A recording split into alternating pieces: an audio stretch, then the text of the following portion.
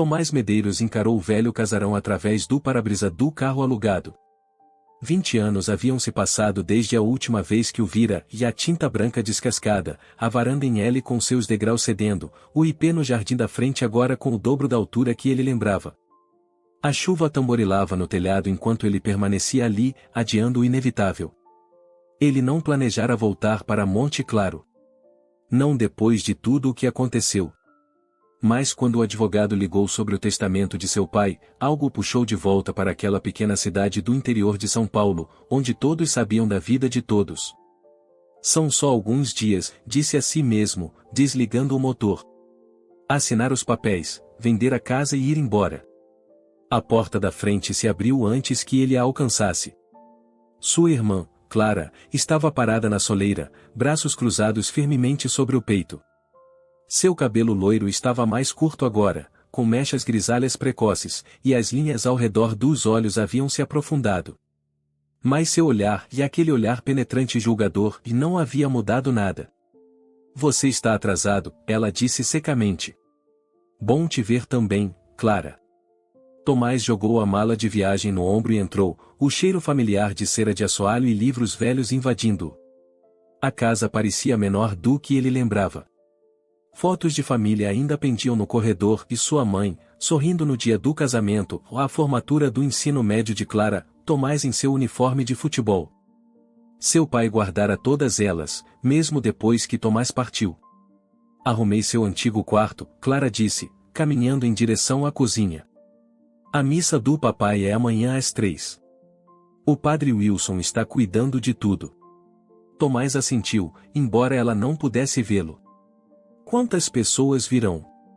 Metade da cidade, provavelmente. Ao contrário de você, papai tinha amigos aqui. A farpa doeu, mas Tomás deixou passar. Quando a Elisa chega? Clara se virou, surpresa estampada no rosto. Você ainda lembra o nome da nossa irmãzinha? Já é alguma coisa, imagino. Caramba, Clara.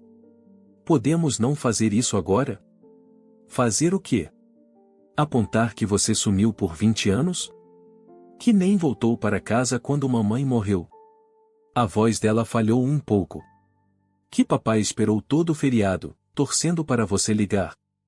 Tomás largou a mala com mais força do que pretendia. Você não faz ideia do porquê eu fui embora. Porque você não aguentava responsabilidades. Porque fugir era mais fácil do que encarar as consequências. Não foi isso que aconteceu. Então o que aconteceu, Tomás? Porque do meu ponto de vista, meu irmão abandonou a família quando mais precisavam dele. Tomás sentiu a velha raiva subir pelo peito. Os mesmos sentimentos que o haviam afugentado da primeira vez. Vou desfazer as malas, ele murmurou, pegando a mala e subindo as escadas. O voo da Elisa chega às 7, Clara gritou atrás dele. Pelo menos tente estar aqui quando ela chegar.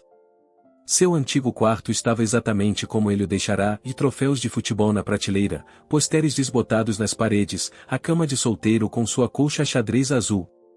Seu pai não mudará nada, como se manter o quarto intacto pudesse, de alguma forma, trazer o filho de volta para casa. Tomás sentou-se pesadamente na beirada da cama, pegando o celular. 3 chamadas perdidas da ex-esposa, provavelmente sobre a pensão alimentícia de um filho que ele mal conhecia. Um e-mail do chefe perguntando quando ele voltaria. Nada de ninguém que realmente se importasse como ele estava. Ele abriu a carteira e tirou uma fotografia gasta, e ele e o pai pescando na represa das pedras, ambos sorrindo, Tomás orgulhosamente segurando um tucunaré. Ele tinha 12 anos na foto. Antes de tudo dar errado. Antes do acidente que mudou tudo. Uma porta de carro bateu lá fora, tirando Tomás de seus pensamentos. Ele foi até a janela e viu um táxi se afastando, deixando uma jovem parada na chuva, olhando para casa. Mesmo à distância, ele reconheceu Elisa e a irmãzinha que tinha apenas 8 anos quando ele saiu de casa. Ela estava crescida agora, o cabelo escuro preso num rabo de cavalo, vestindo um casaco de aparência profissional e arrastando uma mala de rodinhas. Ela hesitou ao pé da escada, como se reunisse coragem, antes de seguir para a porta da frente. Tomás ouviu a saudação de Clara, suas vozes baixas subindo pelas escadas. Ele deveria descer, encarar esse reencontro de frente. Mas algo o manteve preso no lugar, e vergonha, talvez, ou medo do que veria nos olhos de Elisa. Ele perderá toda a adolescência dela. Perderá sua formatura do ensino médio, seus anos de faculdade. Segundo os cartões de Natal de Clara, e a única ligação que ele mantivera com a família, e Elisa era jornalista agora, trabalhando para algum jornal em Curitiba. As escadas rangeram, e Tomás enrijeceu. Uma batida suave em sua porta se seguiu. Tomás. A voz de Elisa, mais grave do que ele lembrava. Posso entrar? Ele respirou fundo, preparando-se. Sim, está aberta. A porta se abriu, e lá estava ela e sua irmãzinha, completamente crescida. Seus olhos, tão parecidos com os da mãe, o estudaram cuidadosamente. Oi, Elisa, ele disse, a voz embargada. Você cresceu. Um sorriso surgiu no rosto dela. Isso acontece em 20 anos. O silêncio constrangedor que se seguiu pareceu um peso físico. O que se diz a alguém que você magoou tão profundamente? Que palavras poderiam possivelmente transpor esse tipo de abismo? Sinto muito pelo papai, Tomás finalmente ofereceu. Elisa assentiu, encostando-se no batente da porta. Ele perguntou por você. No final. Tomás desviou o olhar, incapaz de suportar a gentileza na voz dela. Eu deveria ter vindo antes. Sim, ela concordou simplesmente. Deveria. Outro silêncio, pesado de acusações e explicações não ditas. Clara está fazendo o jantar, Elisa disse. Precisamos conversar sobre o testamento. Nós três. Tomás assentiu. Dê isso em 1 minuto. Depois que ela saiu, Tomás voltou para a janela, observando a chuva se intensificar. Além do quintal, ele mal podia distinguir a torre da igreja onde enterrariam seu pai no dia seguinte. Onde ele teria que enfrentar não apenas suas irmãs, mas todos os outros que deixará para trás. A verdade viria à tona eventualmente. Sempre vinha em cidades pequenas. E quando viesse, Tomás sabia que a frágil paz deste regresso se estilhaçaria completamente. O jantar foi silencioso. Clara preparara a carne de panela favorita do pai, um gesto que Tomás achou estranhamente tocante. Comeram principalmente em silêncio, o tilintar dos talheres nos pratos pontuado pelas tentativas ocasionais de conversa de Elisa. Ela perguntou sobre o trabalho de Tomás em São Paulo e desenvolvimento imobiliário comercial, uma carreira que o mantinha convenientemente ocupado e longe de Monte Claro. Ele respondeu com detalhes mínimos, ciente do olhar perscrutador de Clara.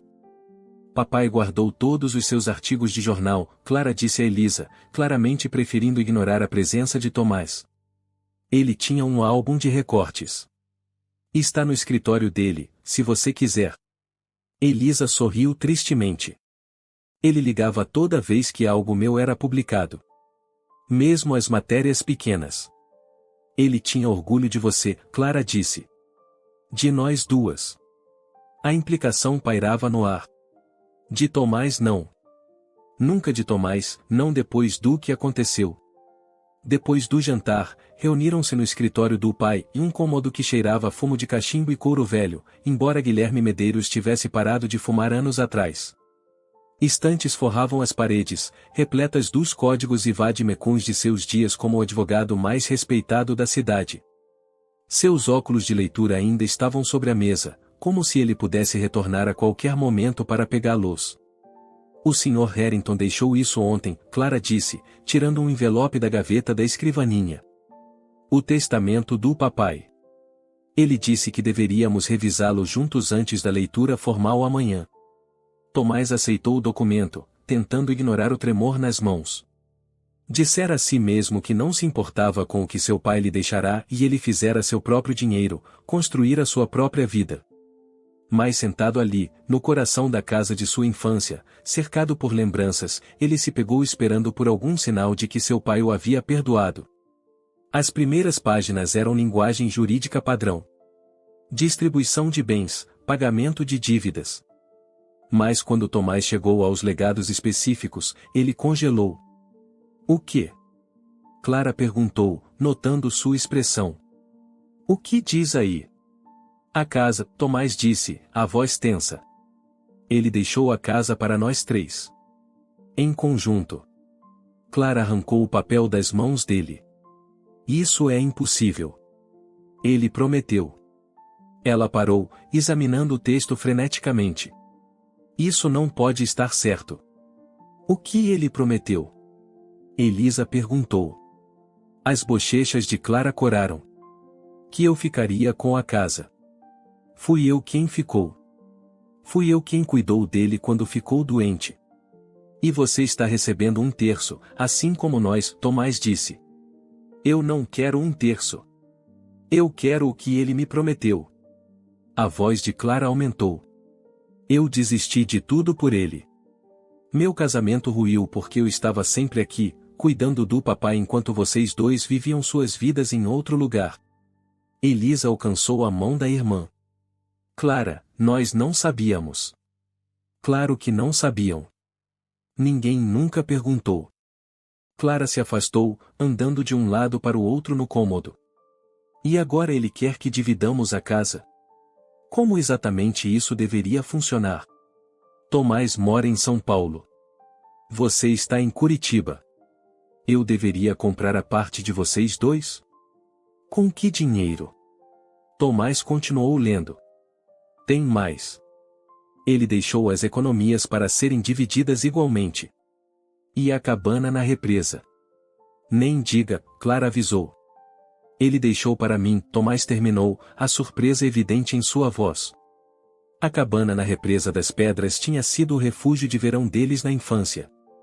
A mãe deles adorava aquele lugar e foi onde espalharam as cinzas dela depois que o câncer a levou. Depois de tudo que você fez, ele ainda te deixou a cabana. A risada de Clara era amarga. Perfeito. Eu não entendo, Tomás disse, genuinamente confuso. Por que ele faria isso? Porque ele nunca parou de esperar que você voltasse para casa, Elisa disse baixinho. Ele me disse uma vez que a represa era onde você era mais feliz. Onde você era mais você mesmo. Bem, eu não quero, Tomás disse, pousando o testamento. Pode ficar com ela, Clara. Eu não quero sua caridade. Não é caridade. Só estou dizendo. Você sempre faz isso, Clara interrompeu. Aparece de repente, faz grandes gestos e depois some de novo. Você não pode consertar 20 anos de ausência com um momento de generosidade, Tomás. O cômodo ficou em silêncio. Lá fora, um trovão ressoou e a chuva açoitava as janelas.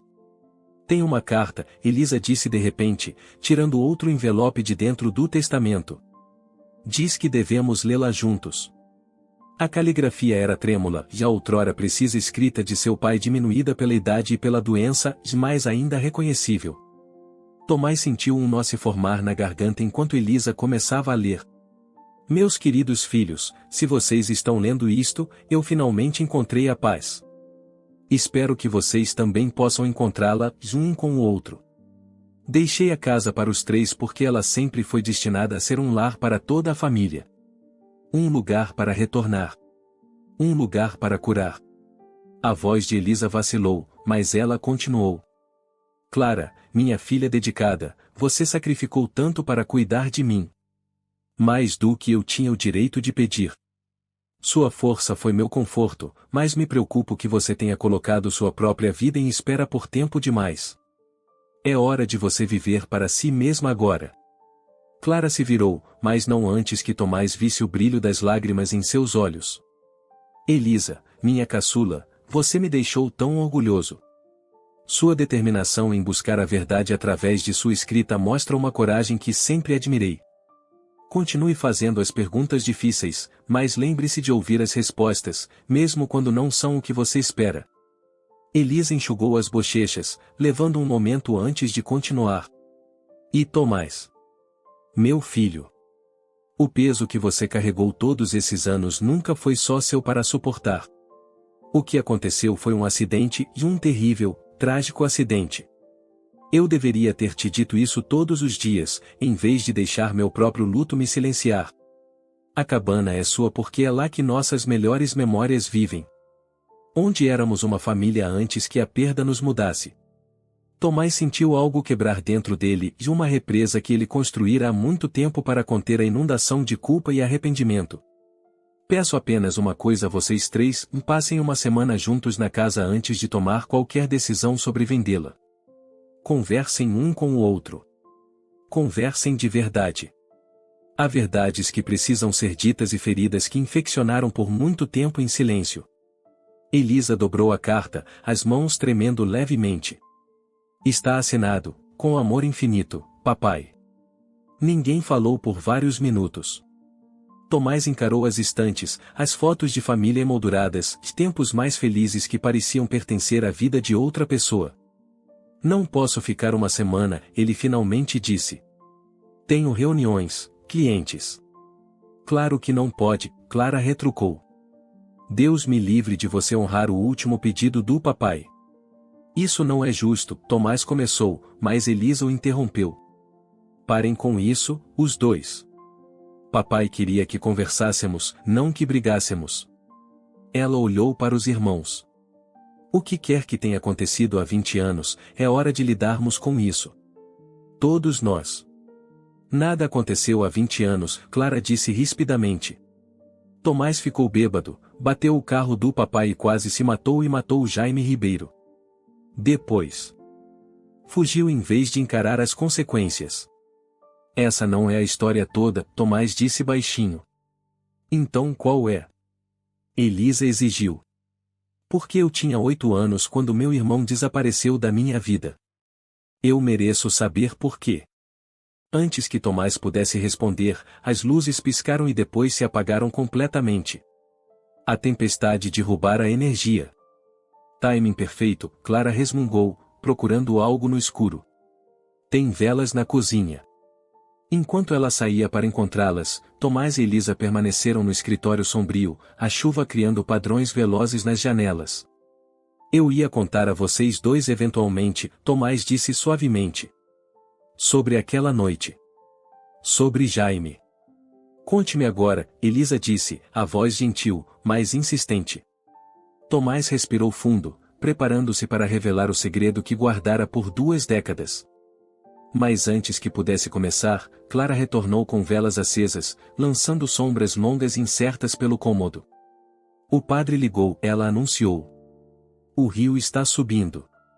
Talvez tenham que adiar o funeral se o cemitério inundar. Mesmo na morte, parecia, seu pai teria que esperar por uma resolução. Assim como na vida. Amanhã chegou com um sol implacável, como se a tempestade da noite anterior nunca tivesse acontecido. Tomás acordou cedo, desorientado pelo teto familiar de seu quarto de infância. Por um momento, quase acreditou ter 17 anos novamente, com toda a vida se estendendo à sua frente, ilesa por tragédias. A ilusão se despedaçou quando seu celular vibrou com uma mensagem da ex-esposa: o trabalho de ciências do Caio é para a segunda. Você já mandou o dinheiro? Tomás deixou o celular de lado sem responder. Seu filho de 13 anos, que ele via no máximo 2 vezes por ano, era um lembrete ambulante de seus fracassos como pai. Pai, tal filho, e o legado familiar da ausência. No andar de baixo, encontrou Elisa na mesa da cozinha, digitando em seu laptop. Ela ergueu os olhos quando ele entrou, oferecendo um sorriso hesitante. O café está fresco, ela disse, gesticulando para a cafeteira. Clara foi verificar os preparativos do funeral. O cemitério não inundou, felizmente. Tomás serviu-se de uma xícara, depois hesitou antes de se sentar à frente dela. Sobre ontem à noite. Você não precisa me contar se não estiver pronto, Elisa disse. Mas papai estava certo. O que quer que tenha acontecido, é hora de conversarmos sobre isso. Tomás traçou o veio da madeira da mesa com o dedo. A mesma mesa onde haviam feito inúmeras refeições em família. Onde seu pai o ajudara com o dever de casa. Onde se reuniram na noite em que sua mãe lhes disse que o câncer havia voltado. Jaime Ribeiro não era só meu amigo, ele começou. Ele era meu namorado. Os dedos de Elisa pararam no teclado. Sua expressão permaneceu cuidadosamente neutra, mas Tomás pôde ver a surpresa em seus olhos. Ninguém sabia, ele continuou. Não em Monte Claro, não em 2003. Mantínhamos em segredo, nos encontrávamos na cabana da represa quando podíamos. Ele fez uma pausa. Mas papai descobriu. Ele apareceu na cabana inesperadamente um fim de semana e nos pegou juntos. O que ele fez? Elisa perguntou baixinho. Nada, a princípio. Ele simplesmente foi embora. Não disse uma palavra. Tomás encarou o café. Mas naquela noite, ele me disse que eu precisava tomar jeito. Disse que nenhum filho dele ia jogar o futuro fora por uma fase. Ele tinha bebido e bebia muito depois que mamãe morreu. Tomás engoliu em seco, as memórias voltando com clareza inesperada. Eu fiquei com tanta raiva. Peguei as chaves do carro dele e pensei em dirigir até a casa de Jaime, resolver as coisas. Papai tentou me impedir. Nós brigamos. Ele disse coisas. A voz de Tomás vacilou. Coisas horríveis.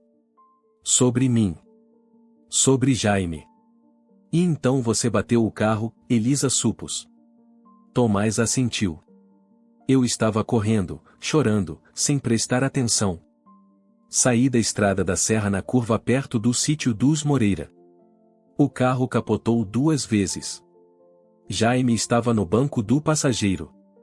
Ele não estava usando cinto de segurança. A cozinha pareceu encolher, o ar mais rarefeito. Tomás se forçou a continuar. Quando acordei no hospital, papai estava lá. Ele me disse que Jaime estava em coma. Que os pais dele estavam arrasados. Que eu poderia ser acusado de direção perigosa, talvez pior. As palavras vieram mais rápido agora, como se corressem para escapar depois de tanto tempo contidas. Então ele me fez uma oferta. Ele pagaria as despesas médicas de Jaime, garantiria que os Ribeiro não apresentassem queixa, se eu concordasse em sair da cidade. Fazer faculdade longe. Começar de novo. Ele te forçou a ir embora? A voz de Elisa era incrédula. Não exatamente. Ele disse que a escolha era minha. Mas deixou claro que se eu ficasse, haveria perguntas. Sobre por que estávamos juntos naquela noite. Onde tínhamos estado. Tomás encarou a irmã. Eu tinha 17 anos, estava apavorado e envergonhado. Então aceitei o acordo. Elisa estendeu a mão sobre a mesa, cobrindo a dele. Tomás, eu sinto muito. Não sinta. Eu fiz a escolha. Poderia ter ficado, enfrentado as consequências. Ele afastou a mão. Em vez disso, abandonei Jaime quando ele mais precisava de mim. Nunca nem o visitei no hospital. Ele se recuperou? Jaime? Tomás assentiu. Eventualmente. Papai me manteve atualizado durante meu primeiro ano na USP. Jaime acordou depois de 3 semanas. Teve que reaprender a andar. Mas se recuperou, se formou um ano atrasado. E depois disso? Você nunca mais o procurou? Como eu poderia? O que eu diria? Desculpe por quase te matar e depois desaparecer. Tomás riu amargamente. Além disso, papai deixou claro que contatar Jaime não fazia parte do nosso acordo. A porta dos fundos se abriu e Clara entrou, parecendo exausta. Ela parou abruptamente quando os viu na mesa, a tensão visível em seus ombros. O funeral ainda é às 3, ela disse, pendurando o casaco. Metade das estradas da cidade ainda estão bloqueadas por árvores caídas, mas as pessoas darão um jeito. Ela serviu-se de café, seus movimentos rígidos, deliberados. Tomás se perguntou o quanto ela sabia e o quanto seu pai havia compartilhado com ela ao longo dos anos. Precisamos conversar, Clara, ele disse. Sobre o quê? Como dividir a prataria? Quais móveis você quer pegar antes de voltar correndo para São Paulo? Sobre Jaime Ribeiro. A xícara de Clara bateu contra o balcão. O que tem ele? Eu estava justamente contando para Elisa o que realmente aconteceu naquela noite. Por que eu fui embora? Clara virou-se lentamente, o rosto pálido. Não. Ela merece saber. Vocês duas merecem. Eu já sei, Clara disse, a voz tensa. Papai me contou tudo anos atrás. Como ele te afastou porque não conseguia aceitar quem você era. Como ele se arrependeu disso todos os dias pelo resto da vida. Tomás a encarou, atordoado. Então por que você tem estado com tanta raiva de mim? Se você sabia. Por que você nunca mais voltou?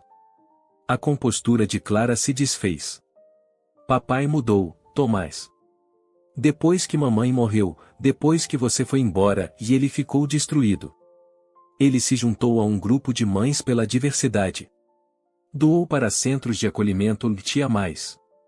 Tentou te encontrar, te pedir desculpas, mas você já tinha mudado seu número, seu e-mail. Eu não sabia, Tomás sussurrou. Como poderia?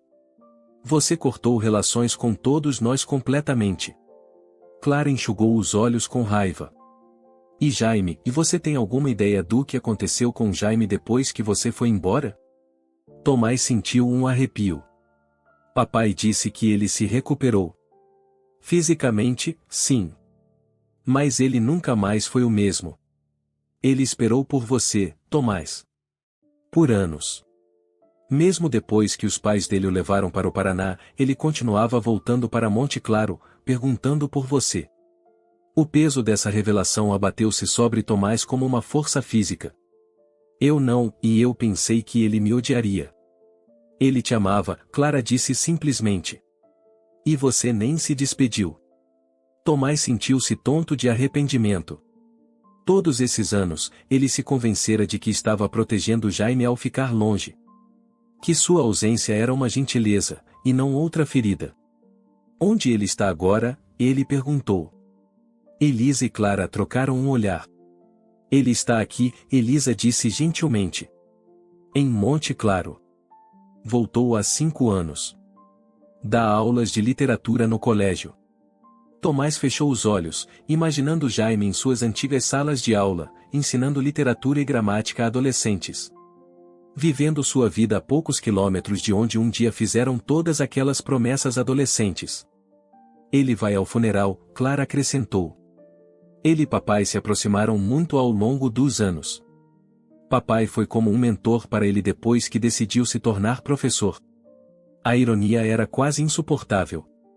Enquanto Tomás estivera fugindo, construindo muros ao redor do coração, seu pai e Jaime haviam encontrado um caminho juntos. Não consigo encará-lo, Tomás disse. Não depois de tudo. Você tem que, Elisa insistiu. Não só por Jaime, ou pelo papai. Por você mesmo. Clara pousou o café e se aproximou da mesa. Pela primeira vez desde que Tomás chegará, sua expressão continha algo além de raiva, talvez compreensão, ou até compaixão. A carta do papai dizia que precisamos nos curar, ela disse baixinho. Talvez seja aqui que começa. Tomás olhou para as irmãs, essas mulheres que um dia foram as menininhas que ele prometera proteger sempre. Elas cresceram sem ele, enfrentaram suas próprias lutas, construíram sua própria resiliência. No entanto, de alguma forma, estavam lhe oferecendo uma ponte de volta para a família que ele abandonara. Não sei se consigo consertar isso, ele admitiu. Nenhum de nós sabe, Elisa disse. Mas temos que tentar. Lá fora, sinos de igreja tocavam ao longe, contando as horas até que dissessem seus últimos adeus a Guilherme Medeiros e um homem que Tomás passará 20 anos ressentindo, apenas para descobrir agora que seu pai havia mudado, se arrependido, tentado se redimir à sua maneira. E em algum lugar em Monte Claro, Jaime Ribeiro se preparava para comparecer ao funeral do homem que um dia os separara, sem saber que Tomás finalmente voltará para casa. A igreja matriz de Monte Claro permanecia como sempre imponente, digna, com vitrais que transformavam a luz do sol da tarde em caleidoscópios de cores nos rostos dos presentes. Tomás sentou-se no primeiro banco entre as irmãs, desconfortavelmente ciente dos sussurros que o seguiram para dentro. O filho pródigo retorna. 20 anos atrasado. A igreja estava lotada, como Clara previra. Guilherme Medeiros fora uma figura importante em Monte Claro, de advogado, vereador, treinador do time de futebol infantil. Os rostos que Tomás reconhecia haviam envelhecido, cabelos grisalhos e rugas onde antes havia juventude. Alguns acenaram para ele solenemente. Outros desviaram o olhar, como se sua ausência o tivesse tornado um estranho ou, pior, um intruso. Tomás vasculhou a multidão, incapaz de se conter. Reconheceria Jaime em qualquer lugar e era o que dizia a si mesmo. Mas 20 anos era muito tempo. As pessoas mudavam. Ele mudará. O padre Wilson falou da dedicação de Guilherme à comunidade, sua integridade, sua generosidade. Tomás ouvia com uma crescente sensação de desconexão. O homem sendo elogiado, de um defensor da tolerância, um pilar de apoio, um pai amoroso, de pouco se assemelhava ao homem amargo e raivoso que afastara o filho. A maior qualidade de Guilherme, o padre dizia, era sua capacidade de evoluir. Ele não tinha medo de admitir quando estava errado, de aprender com seus erros, de se tornar melhor do que era. Clara pegou a mão de Tomás, apertando-a gentilmente. Ele retribuiu o aperto, um reconhecimento silencioso da verdade naquelas palavras. Quando a missa terminou, seguiram o caixão até o cemitério onde sua mãe estava enterrada. A chuva deixará o chão macio, e os sapatos sociais de Tomás afundavam levemente a cada passo. Uma multidão de enlutados os seguia, uma procissão de preto contra o verde vibrante do início do verão. Enquanto estavam ao lado do túmulo, Tomás finalmente o viu. Jaime Ribeiro estava parado mais ao fundo da multidão, mais alto do que Tomás lembrava, o cabelo escuro agora mais curto, penteado de forma mais conservadora. Ele usava óculos agora e armações de metal que combinavam com seu rosto. Quando seus olhares se encontraram através da multidão, Tomás sentiu um choque de reconhecimento, de conexão, que 20 anos não haviam diminuído. Jaime não sorriu, não acenou. Apenas sustentou o olhar de Tomás por um longo momento antes de desviar o rosto. Após o enterro, as pessoas se reuniram na casa para a recepção.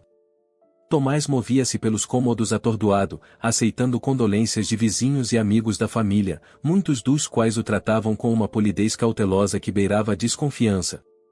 Respondia às perguntas sobre São Paulo com frases ensaiadas, desviava de indagações sobre sua longa ausência e mantinha um olho na porta, esperando. Ele não vem, Clara disse, surgindo ao seu lado com um prato de canapés. Jaime. Ele me mandou uma mensagem dizendo que não poderia vir à recepção. Tomás sentiu uma mistura complexa de alívio e decepção. Ele disse por quê? Acho que te ver foi mais difícil do que ele esperava. Clara ofereceu-lhe o prato. Você deveria comer alguma coisa. Mal tocou na comida o dia todo. Tomás pegou um canapé sem realmente vê-lo. Quando você e Jaime ficaram amigos?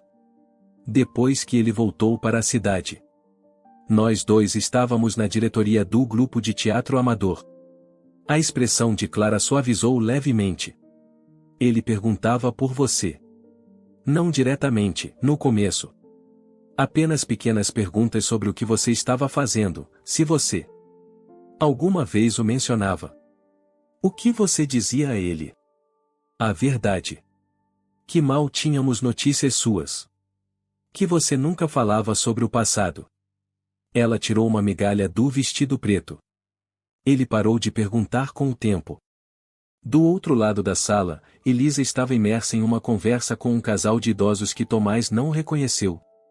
Ela encontrou o olhar dele e gesticulou para que se juntasse a eles, mas ele balançou a cabeça levemente. Não aguentava mais conversa fiada, mais polidez forçada. Preciso de um pouco de ar, disse a Clara, pousando o canapé intocado. A varanda dos fundos estava misericordiosamente vazia. Tomás encostou-se no parapeito, observando o crepúsculo se instalar sobre o quintal onde brincara quando criança. O velho balanço de pneu ainda pendia do ipê, balançando suavemente na brisa da noite. Eu esperava que você viesse aqui eventualmente. Tomás se virou, o coração martelando contra as costelas. Jaime estava parado na porta, mãos nos bolsos da calça do terno, parecendo ao mesmo tempo familiar e estranho, de um fantasma de seu passado tornado carne. Jaime, Tomás conseguiu dizer, a voz quase inaudível. Olá, Tomás. Jaime entrou na varanda, deixando a porta de tela fechar atrás dele. Faz muito tempo. 20 anos de conversas imaginadas, de desculpas ensaiadas, abandonaram Tomás completamente. Ele ficou paralisado, observando o homem à sua frente e as linhas nos cantos dos olhos, a leve cicatriz acima da sobrancelha direita que não estava lá antes, a maneira cautelosa como ele se portava, como se preparado para recuar a qualquer momento. Pensei que você não viria à recepção, Tomás finalmente disse. Eu não vinha. Então percebi que já tinha passado tempo demais esperando por você. Jaime aproximou-se, parando a alguns metros de distância. Seu pai teria apreciado a ironia. Ele passou anos tentando fazer com que eu te confrontasse, que parasse de deixar o passado definir meu futuro. Ele fez isso? Jaime assentiu. Guilherme se tornou uma pessoa diferente depois que você foi embora. Levou tempo, mas ele mudou. Ele me ajudou quando ninguém mais o faria.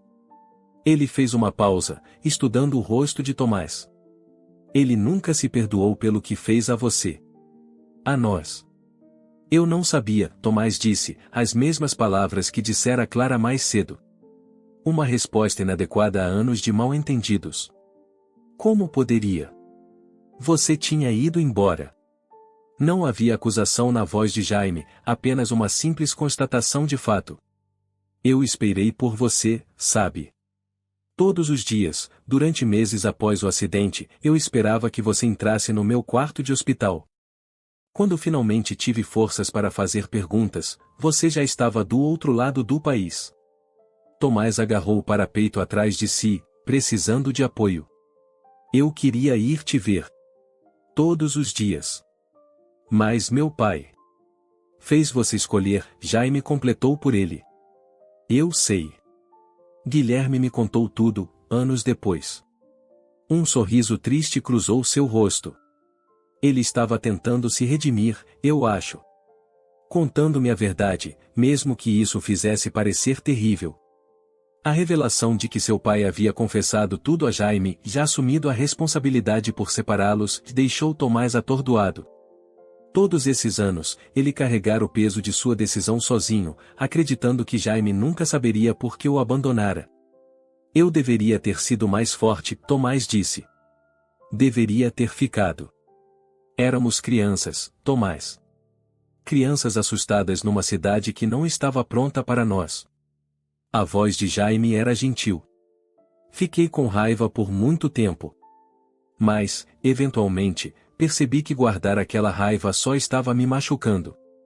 Uma gargalhada veio de dentro da casa, um lembrete dissonante das pessoas reunidas em luto. Tomás olhou para a porta, depois de volta para Jaime. Podemos ir a algum lugar? Para conversar? Jaime hesitou, depois assentiu. A lanchonete central na rua principal ainda fica aberta até tarde. Algumas coisas em Monte Claro nunca mudam.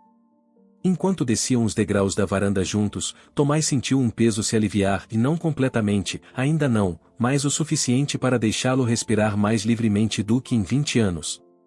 Atrás deles, a casa estava cheia de pessoas celebrando a vida de seu pai, sem saber que lá fora, algo quebrado dava seus primeiros passos hesitantes em direção à cura.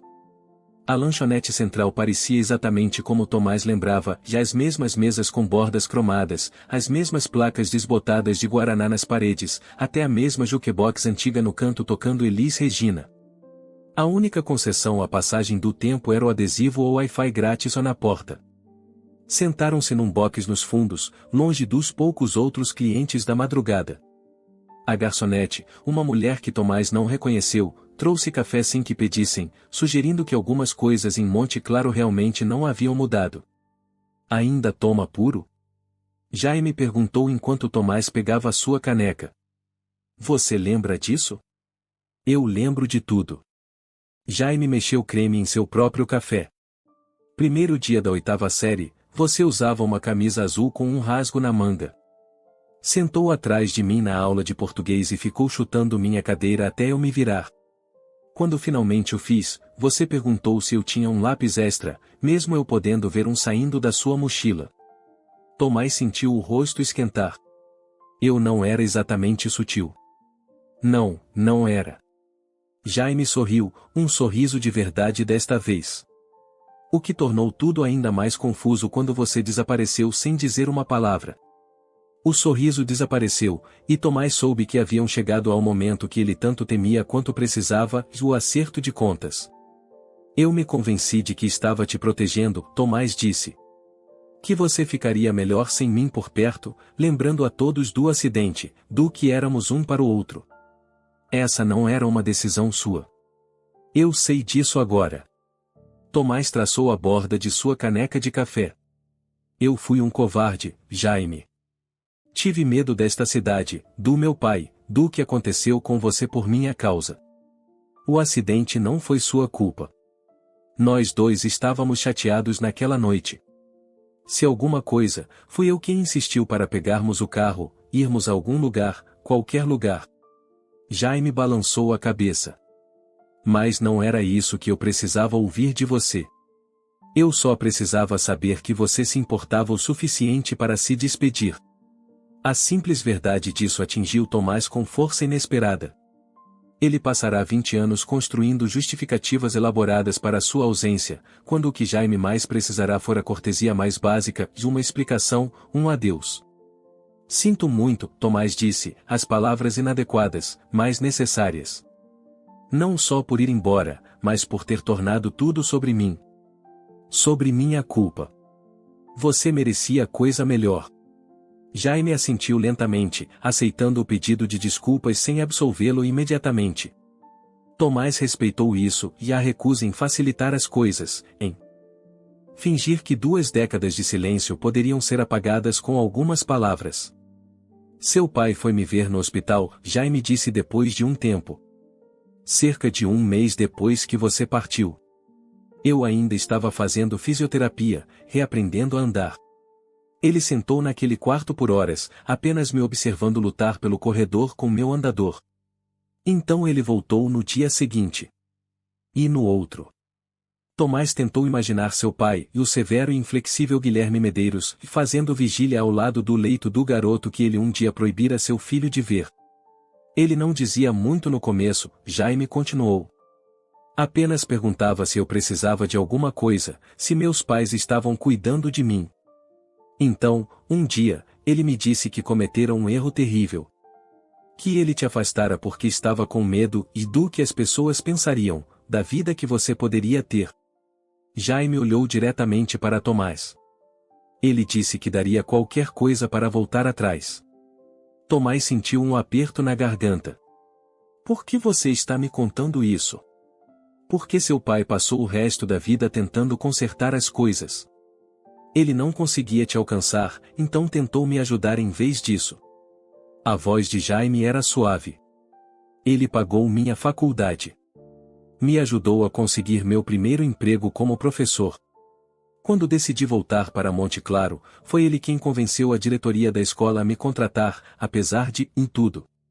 A revelação deixou Tomás sem palavras.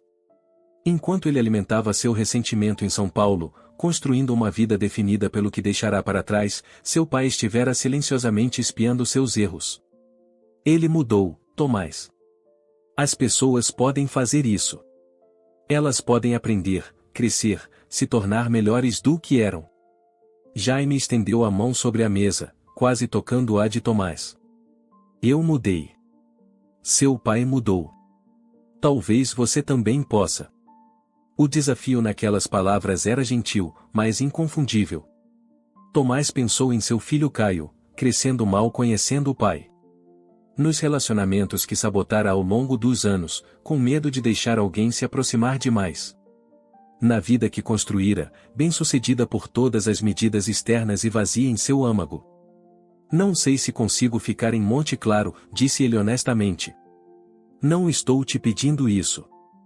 Jaime retraiu a mão. Mas fugir não consertou nada 20 anos atrás. Não vai consertar agora também.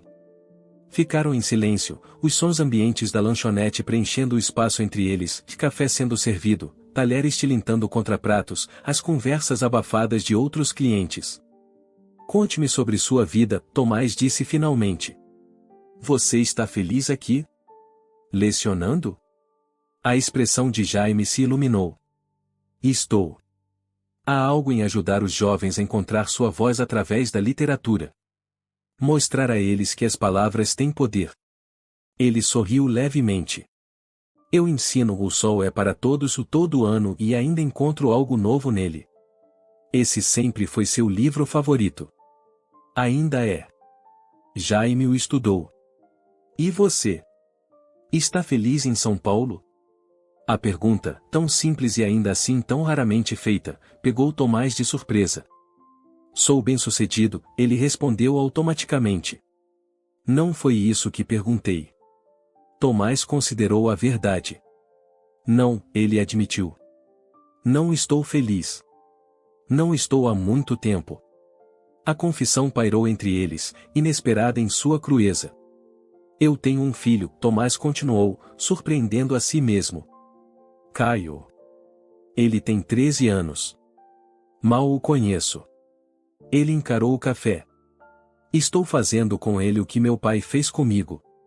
Circunstâncias diferentes, mesmo resultado. Não é tarde demais para mudar isso, Jaime disse. Acredite em alguém que já viu muitos pais se acertarem. As crianças são mais resilientes do que imaginamos. Tomás pensou na cabana na represa, no testamento de seu pai. Meu pai me deixou nossa velha cabana. Eu ia vendê-la sem nem mesmo vê-la novamente. Não faça isso. A resposta de Jaime foi imediata. Aquele lugar significou algo para nós. Para a sua família. O que eu faria com ela? Eu moro em São Paulo. Visite. Leve o Caio. Crie novas memórias para ficarem ao lado das antigas. Jaime inclinou-se para a frente. A cabana ainda é linda, Tomás. Eu passo por ela às vezes, a caminho do Parque Estadual. Está vazia há muito tempo. A ideia de retornar à represa, de mostrar a Caio o lugar onde ele um dia fora verdadeiramente feliz, despertou algo em Tomás que ele mantivera enterrado por anos, e esperança, possibilidade, a chance de algo diferente. Quando finalmente deixaram a lanchonete, a noite havia se aprofundado ao redor deles. Ficaram no estacionamento, o constrangimento de uma conversa terminando após tantos anos não ditos. Devo voltar para casa, Tomás disse. Clara e Elisa estarão se perguntando onde fui. Jaime assentiu. Tenho provas para corrigir amanhã. Redações de fim de ano não esperam por ninguém, nem mesmo por reencontros há muito adiados. Tomás sorriu com isso. Posso te ligar? Antes de sair da cidade? Eu gostaria. Jaime pegou o celular. Me dê seu número. Enquanto trocavam informações de contato e um desfecho curiosamente moderno para sua história compartilhada, Tomás sentiu algo se assentar dentro dele. Não resolução, ainda não, mas o primeiro passo em direção a ela. Boa noite, Tomás, Jaime disse, recuando. Fico feliz que você tenha voltado para casa, mesmo nessas circunstâncias. Eu também, Tomás respondeu, e surpreendeu-se ao perceber que era verdade. Ele observou Jaime se afastar de carro, as lanternas traseiras desaparecendo na esquina da rua principal. Então se virou em direção à casa de seu pai, e não, à casa deles agora, dele, de Clara e de Elisa, perguntando-se se ela poderia, afinal de contas, se tornar um lar novamente.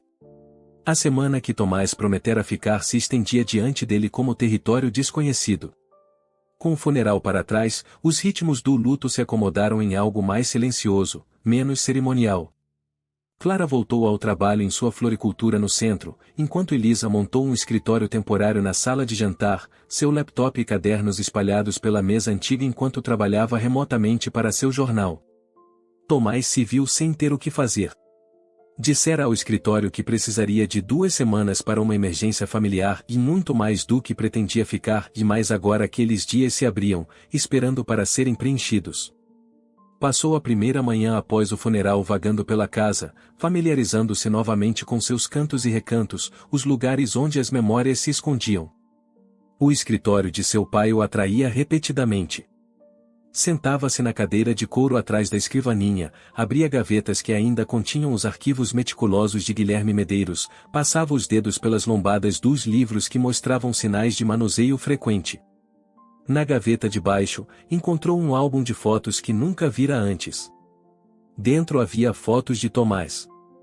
Durante seus anos fora e sua formatura na USP, recortada da revista de ex-alunos, uma foto de jornal dele recebendo um prêmio de negócios em São Paulo ou até mesmo uma impressão granulada do site de sua empresa.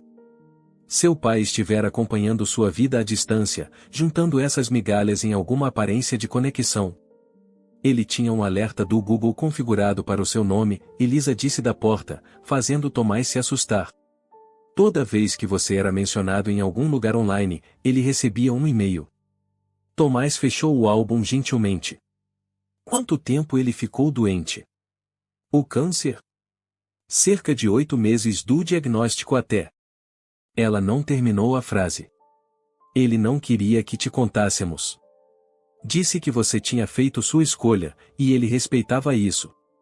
Eu teria vindo, Tomás disse, surpreendendo-se com a verdade disso. Se eu soubesse. Acho que ele sabia disso também. Por isso não queria que ligássemos. Elisa entrou no escritório, sentando-se na beirada da mesa. Ele não queria que seu retorno fosse sobre obrigação ou culpa. Tomás pensou sobre isso e sobre seu pai o protegendo mesmo em seus últimos meses, garantindo que quando Tomás finalmente voltasse para casa, seria em seus próprios termos. Estive pensando no pedido do papai, Elisa continuou. Sobre passarmos a semana aqui antes de decidir o que fazer com a casa. E eu não posso ficar em Monte Claro permanentemente. Minha vida é em Curitiba e meu emprego, meus amigos. Ela sorriu tristemente. Mas também não quero perder este lugar. É o único lar que já conhecemos. Clara quer ficar com ela, Tomás adivinhou. Ela diz que não, mas acho que está apenas cansada. Cansada de ser a única que ficou, a única que arcou com a responsabilidade. Elisa o estudou. E você? Quer vender sua parte? A pergunta era mais complicada do que parecia. Uma semana atrás, Tomás teria dito sim sem hesitar. Agora, depois de ver Jaime novamente, depois de saber como seu pai mudará, ele não tinha tanta certeza. Não sei, admitiu. São Paulo não parece mais lar, mas Monte Claro também não. Talvez lar não seja um lugar, Elisa sugeriu. Talvez sejam as pessoas que te conhecem melhor, mesmo quando você está no seu pior. Antes que Tomás pudesse responder, seu telefone tocou. O nome de Caio brilhou na tela. Preciso atender, disse a Elisa. É meu filho. Ela assentiu e saiu do escritório, fechando a porta atrás de si. Tomás respirou fundo e atendeu. Oi, campeão. Mamãe disse que você está no interior de São Paulo. A voz de Caio engrossara recentemente, pairando entre criança e adolescente de uma forma que sempre pegava Tomás de surpresa. No funeral do seu pai. Sim, estou. Desculpe não ter te ligado. Tudo bem. A casualidade forçada no tom de Caio lembrou Tomás dolorosamente de si mesmo naquela idade. Só queria ter certeza de que você ainda vem para o feriado de Tiradentes. Mamãe já comprou ingressos para o jogo do Corinthians. Tomás havia se esquecido da visita do feriado, dali a apenas 3 semanas. Seu ritual semestral de passeios constrangedores e conversas tensas com um filho que era praticamente um estranho. Estarei lá, prometeu. Na verdade, eu estava pensando, e se fizéssemos algo diferente desta vez? Diferente como? A cautela na voz de Caio fez Tomás estremecer. Meu pai me deixou uma cabana numa represa aqui em São Paulo. Fica umas 2 horas da capital. Pensei que talvez, em vez de São Paulo, você pudesse vir para cá. Poderíamos pescar, nadar. Tomás se entusiasmou com a ideia enquanto falava. Era onde eu passava minhas férias quando tinha a sua idade. O silêncio do outro lado se estendeu o suficiente para que Tomás se perguntasse se a ligação havia caído. Caio? Ainda está aí? Sim. Outra pausa. Seria só nós dois? A pergunta carregava mais peso do que suas simples palavras sugeriam. Seria só nós dois, sem o amortecedor da mãe de Caio para preencher silêncios constrangedores? Sem as distrações de uma cidade movimentada para se esconder? Sim, Tomás disse. Só nós dois. Mas poderíamos convidar sua mãe também, se você preferir. Não, Caio disse rapidamente. Só nós dois está bom. Acho. Não era entusiasmo, mas era alguma coisa. Uma abertura. Ótimo. Vou falar com sua mãe sobre os detalhes. Depois que desligaram, Tomás ficou sentado na cadeira de seu pai por um longo tempo, pensando em segundas chances e se ele merecia uma. Sobre cabanas e represas e meninos aprendendo a se tornar homens sem repetir os erros de seus pais. Ele ainda estava sentado lá quando Clara chegou em casa, os braços cheios de sacolas de supermercado. Uma ajudinha seria bem-vinda, ela chamou da cozinha.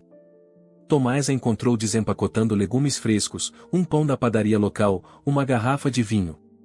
Convidei Jaime para jantar, ela disse sem rodeios.